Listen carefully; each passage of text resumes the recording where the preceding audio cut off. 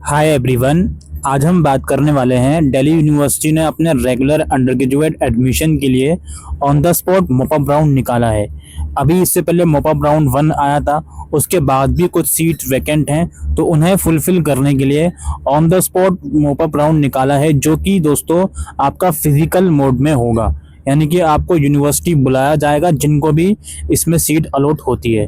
तो आइए देखते हैं क्या क्या इनकी गाइडलाइंस हैं। ये 2-3 पेजेस का नोटिफिकेशन आया है डीयू की एडमिशन वेबसाइट पर। आइए समझते हैं इसको। सबसे पहले ये बोलते हैं कि यूनिवर्सिटी ने ये डिसाइड करा है कि on the spot mop up admission round physical mode में करवाया जाए उन सीट्स के लिए जो मॉपअप राउंड 1 के बाद भी खाली रह गई हैं। एडमिशन जो होगा on the spot mop up round में वो क्लास 12 के मार्क्स के बेसिस पर होगा। इसमें कोई भी सीयूईटी नहीं देखा जाएगा। सिर्फ आप एलिजिबिलिटी क्राइटेरिया मैच कर रहे हो तो आपके क्लास 12 के मार्क्स के बेसिस पर एडमिशन होगा। इसके बाद ये लोग रजिस्ट्रेशन की बात करते हैं। यूनिवर्सिटी जो है वो वैकेंट सीट्स की लिस्ट रिलीज करेगी, किस कॉलेज में किस प्रोग्राम में कितनी सीट्स वैकेंट हैं। उस सीट के वैकेंट पर जो रजिस्ट्रेशन है वो करवाया जाएगा बच्चों से। जो कैंडिडेट ऑलरेडी रजिस्टर्ड हैं सीयूईटी के पोर्टल पर, सीएसएएस के पोर्टल पर, वो अपने पोर्टल को लॉगिन करेंगे और on the spot mop up admission round के टैब में जाकर अप्लाई कर पाएंगे। ठीक है। और जो ऐसे कैंडिडेट हैं जिन्होंने रजिस्ट्रेशन अभी तक नहीं करा, वो सीएसएएस पोर्टल पर फ्रेश रजिस्ट्रेशन करेंगे और 1000 रुपीज़ की पेमेंट करेंगे और रजिस्ट्रेशन फीस भी पे करेंगे। ये जो रजिस्ट्रेशन है, यानी कि जो ऑलरेडी रजिस्टर्ड कैंडिडेट हैं वो लॉगिन करके अप्लाई करेंगे मॉपअप टैब में, और जो जिसने अभी तक सीएसएस में रजिस्ट्रेशन ही नहीं करा वो फ्रेश रजिस्ट्रेशन करेंगे। ये टाइम है आपका 17 सितंबर 5 बजे से लेकर 19 सितंबर 11:59 तक। और इसी टाइम में यानी कि 17 सितंबर को ही होपफुली आपकी जो वैकेंट सीट्स की लिस्ट है वो भी रिलीज कर दी जाएगी। Candidate who are already admitted to any programme, जो कैंडिडेट सीट्स वैकेंट अनाउंस होने तक किसी प्रोग्राम में ऑलरेडी एडमिटेड है, उसे कंसीडर नहीं करा जाएगा on the spot mop up round में। Candidate must complete their profile. Already registered candidate can edit their profile. जो भी मॉपअप राउंड में आपको जो भी चीज़ें करवाई जाए, प्रोफाइल अपडेट करवाई जाए, मार्क्स अपडेट करवाए जाए, जो डॉक्यूमेंट्स मांगे जाएं, वो वहाँ पे अपलोड कर दीजिएगा। जो फ्रेश रजिस्टर्ड वाला कैंडिडेट है वो तो करेगा ही, जो ऑलरेडी रजिस्टर्ड वाला कैंडिडेट है वो भी देख लीजिएगा क्या क्या चीज़ें उससे मांगी जा रही हैं। और आपको प्रोग्राम और कॉलेज भी अपना कॉम्बिनेशन भी चूज करना पड़ेगा कि जिसमें आप कंसिडर करवाना चाहते हो।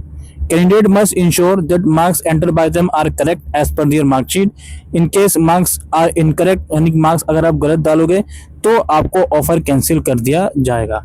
तो इस चीज़ का ज़रूर से ध्यान रखें।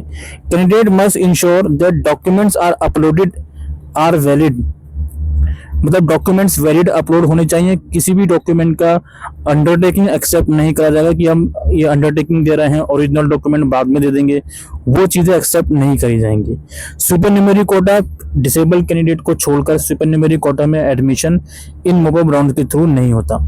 अलोकेशन की जब तक बात है तो इसमें बताया जा रहा है कि अलोकेशन का जो प्रोसेस है वो 23 सितंबर से स्टार्ट होगा।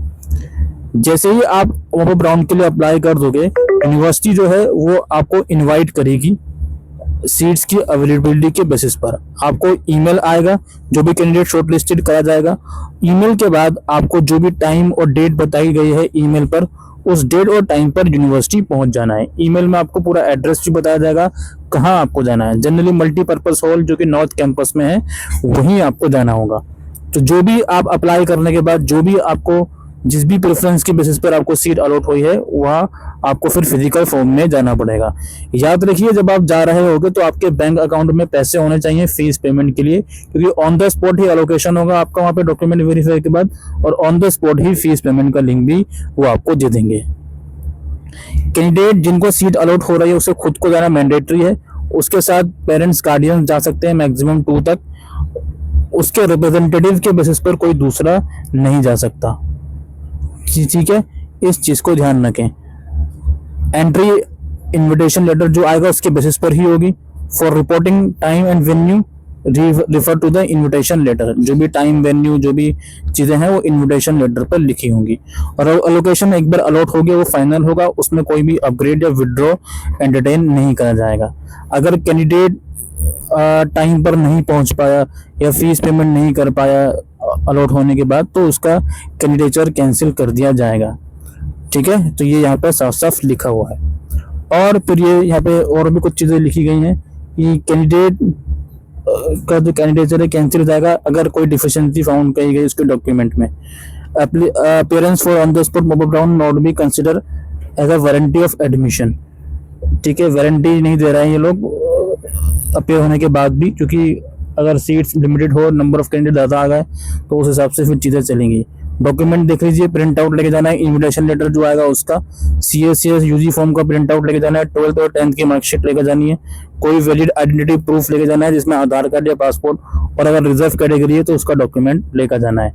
ठीक है, और इसमें बताया जा रहा है कि आपके बैंक अकाउंट में सफिशिएंट बैलेंस होना चाहिए, क्योंकि अगर आपको अलोकेशन मिल जाता है उसी बाद इमीडिएटली आपको पेमेंट वगैरह भी करनी होगी ऑनलाइन। पेमेंट ऑनलाइन ही होगी, अप्लाई ऑनलाइन ही होगा, लेकिन जाना फिजिकली आपको पड़ेगा अलोकेशन के लिए। ठीक है, मेल वगैरह चेक करते रहें अप्लाई करने के बाद। और ये बताया जा रहा है कि येलो लाइन के विश्वविद्यालय मेट्रो स्टेशन है वो नज़दीकी पड़ेगा। ठीक है, और मैक्सिमम 2 कंपनियां आपके साथ जा सकती हैं कैंडिडेट के साथ, तो वो यहाँ पर लिखा हुआ है। ठीक है, तो ये फिजिकल मॉपअप राउंड की गाइडलाइंस और नोटिफिकेशन थी Delhi university under graduate admission की। उम्मीद करता हूँ ये वीडियो आपको यूजफुल लगी हो, तो वीडियो को शेयर कीजिएगा। Thank you.